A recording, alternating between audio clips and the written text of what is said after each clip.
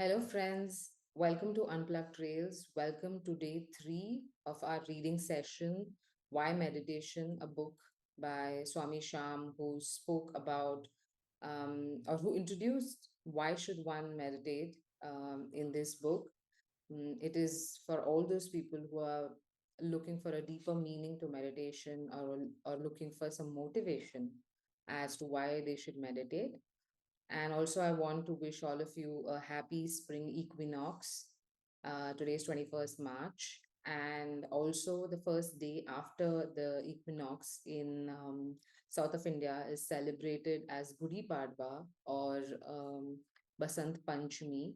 And it is the significance of this day is it is said that Brahma, the creator of the universe, is said to have introduced time on this day. And that's why also it is celebrated as a new year in many religions. So, wishing all of you a happy Gudi Padwa and a happy spring equinox. So, let's continue from where we left yesterday. Um, and I just want to rewind a bit. Yesterday, he was talking about the constant search for something outside and how a human being forgets to focus on what lies within you, the treasure that lies within you. And we'll continue there. Now, I have shown you that you have enormous power, and indeed, you are your own powerhouse. You have only to pay attention to where that power lies so that it can be seen and known through Sham Dhyan. You easily connect to your own source because the very nature of your mind is to move towards that source of all joys which is lying within you. I assure you that you merely have to start the practice and the mind will automatically develop this connection. I love that. I assure you that you merely have to start the practice and the mind will automatically develop this connection. It is not necessary to teach the mind to move in that direction because the mind already has a powerful tendency to leave the field of less happiness to go towards the field of greater happiness. Isn't it? Like always, when we're not happy or we're stressed or tensed, the first thing that we want to do is get rid of it. And that's what he's trying to say, that the mind has the natural tendency to move towards happiness, and bringing your attention inwards towards your source is the way to eternal happiness. You may have observed that you usually drop those things and people that have become a nuisance to you and adopt those that give you joy. This is because the mind is already aware of this tendency. All that remains is for me to tell you which place contains more delight, then continuous delight, and finally unbreakable delight. That is the field of infinite happiness, the blissful state of God within you. Often, people say that there is no necessity of practicing meditation. I ask why? Is there any man on earth who does not wish to enjoy more? Can you believe that anyone does not want to achieve perfect joy in this lifetime? And since the field of eternal joy exists, why should one not wish for it? I'm sure you are aware of this fact, yet you will find many who say that they do not want to meditate because they do not know that enormous joy is lying within themselves. They cannot imagine that by simply tuning in to their own source of power, they could enjoy a much better life than they are presently living. Isn't that true that we love complications and that's why we think that I want meditation?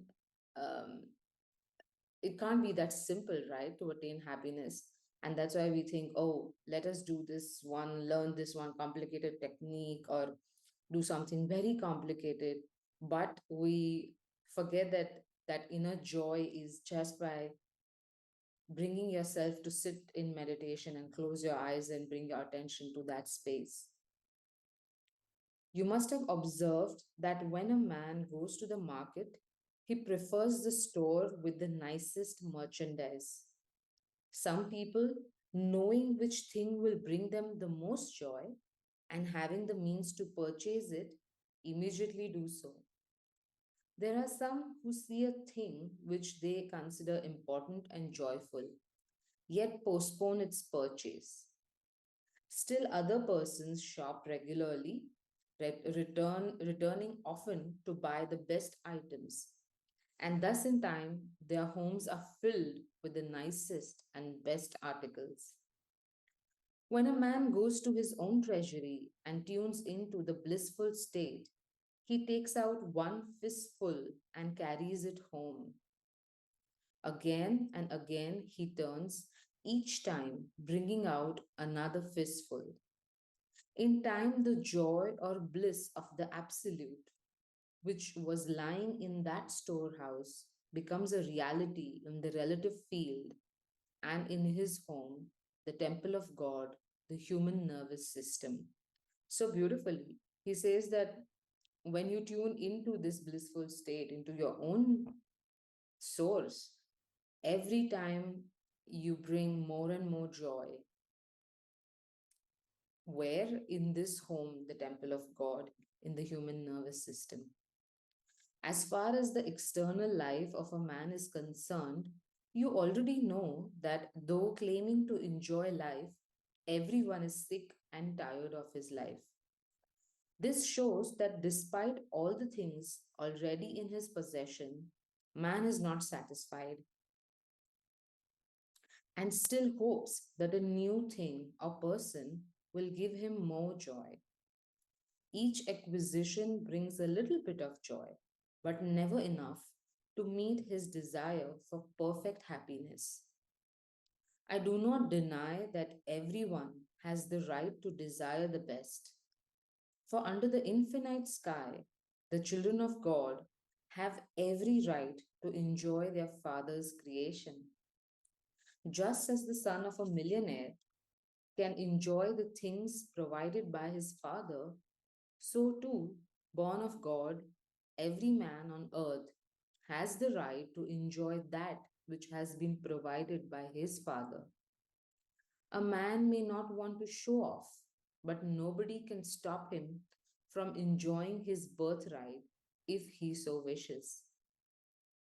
All beings of highest awareness have stated with certainty that man is born of Almighty God power, and the enormous delights and joys of things, persons, actions, thoughts, and imagination are already within him.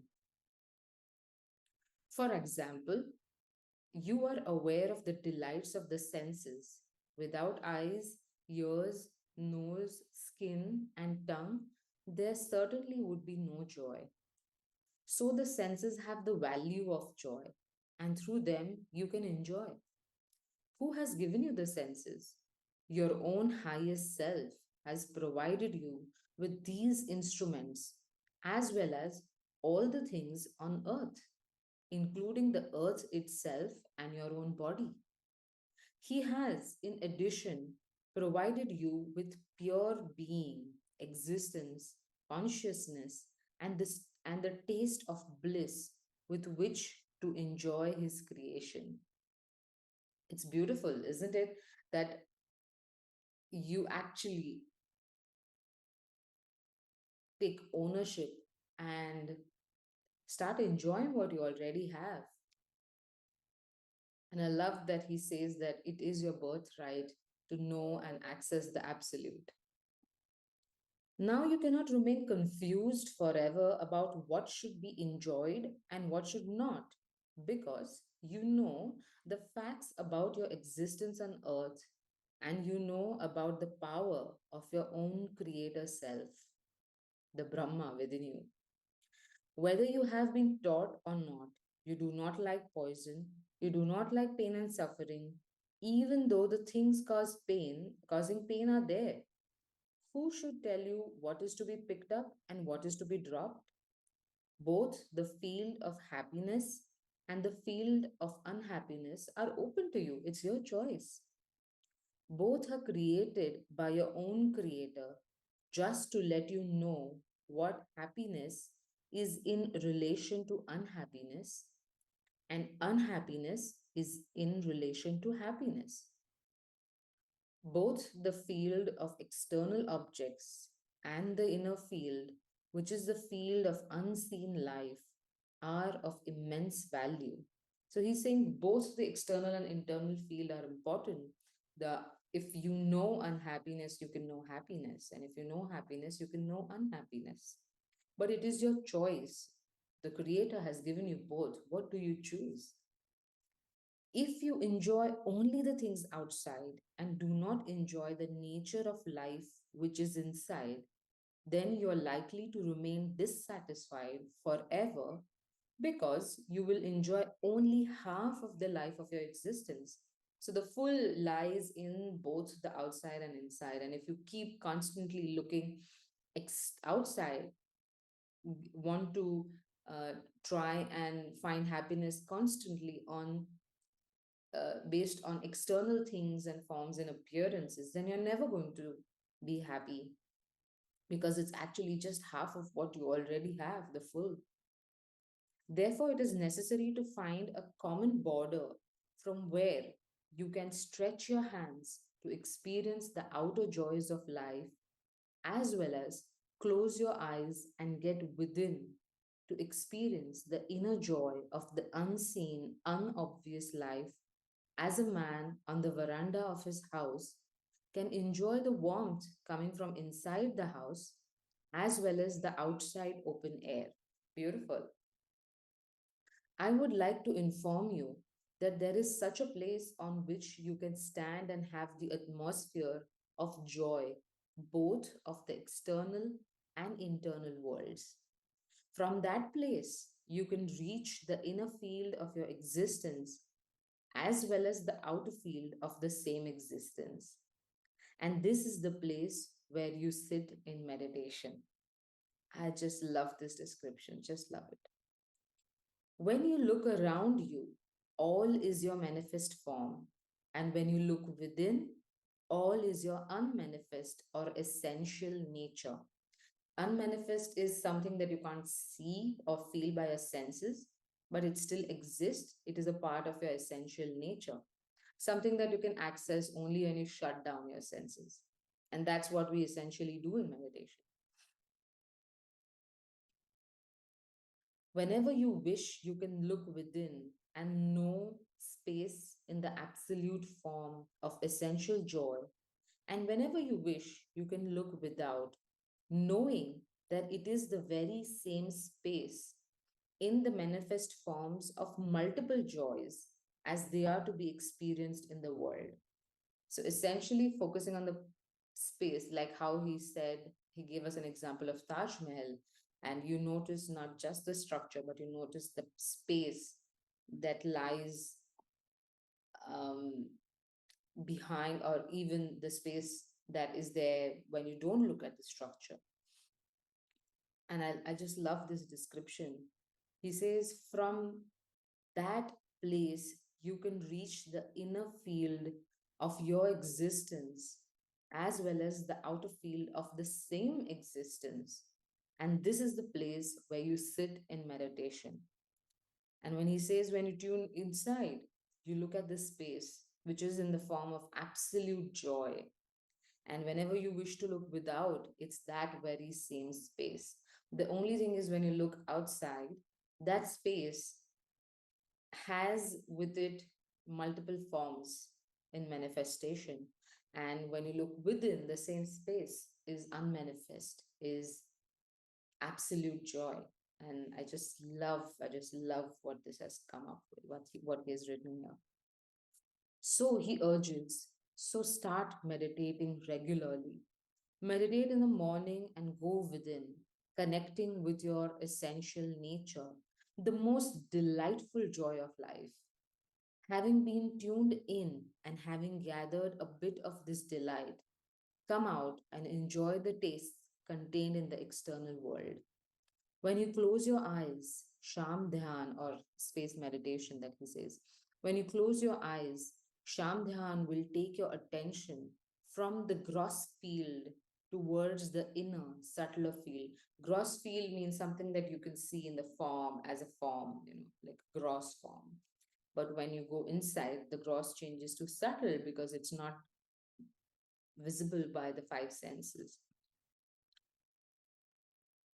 Your attention will be led constantly, step by step, space by space, until it transcends the last modification of space and reaches the absolute field of Sat Chit Anand, that is existence, consciousness, and bliss. So let me read this again. When you close your eyes, Sham Dhyan will take your attention, that is attention on the space, it will take your attention from the gross field towards the inner, subtler and subtler and subtler field, and step by step until it transcends the last modification of space. Like when we say modification of space, there is space and then there is an object. That's the modification of space. So until the last modification, you keep practicing meditation and then you reach that absolute field of Sat Chit Anand. When attention or mind becomes one with the absolute joy, it is totally transformed. Just as a snowball slowly melts and changes into water, then it knows that it has always been water. In the same way, wood slowly burns until it knows that it always has been fire. Similarly, the mind being transcended, similarly, the mind being transformed into the Sat Chit Anand state of existence begins to know, I always have been this. This revival of memory, he's saying revival of memory because essentially we know we have always been the Sat Chit Anand state. This revival of memory in the mind is itself the eternal life of a human being. This is the state of self, God, Brahm. Having become this Satchit Anand, the mind once again modifies itself as a vehicle of this space. But now, the consciousness of the mind does not forget its own true nature because the experience is fresh. So, as you keep meditating, it's a sadhana and it's not something that happens when you just meditate once. That's why he insists you meditate regularly. And that regularity brings you, helps you to transform your mind into that Satchit Anand space. And then you know that every time you meditate, you remember that, you reach that, you experience that, and it's fresh all the time. It is like milk which has just turned into curd, but has not yet been churned into butter, and knows, first I was milk, and now, for a certain purpose, I have been transformed. In the same way, the mind retains the memory of its own true nature. It remembers I was always milk. That is Satchit Anand. And now, filled with its own absolute bliss nature, it becomes full of this nature. It retains this quality even. So it retains the quality of that space, of that Satchit Anand, even when it has been transformed into the human being, into a physical body. It retains this quality even while acting as mind and associating with the senses, the body, and the objects in the external world. I think this is so important, so beautiful, so much clear in what he's trying to say is as you keep meditating and getting in touch with that unmanifest essential nature, your space, your true nature, you the memory is so fresh every time as you regularly meditate that you know your attention and um, you're established in that doubtlessness, even though you know that you have taken this form and you're moving in this world with the help of your body and the senses. Most of us who are not meditating or who don't understand this are always in this belief that the human body and the five senses and whatever I can feel and experience through these senses is the only truth. But in meditation, you can access that source, that space that is beyond the five senses and the body, and yet you remain the body and uh, work with the body. Beautiful, isn't it? Yeah. So thank you for listening and see you all tomorrow in the next video. Bye bye. Lots of love.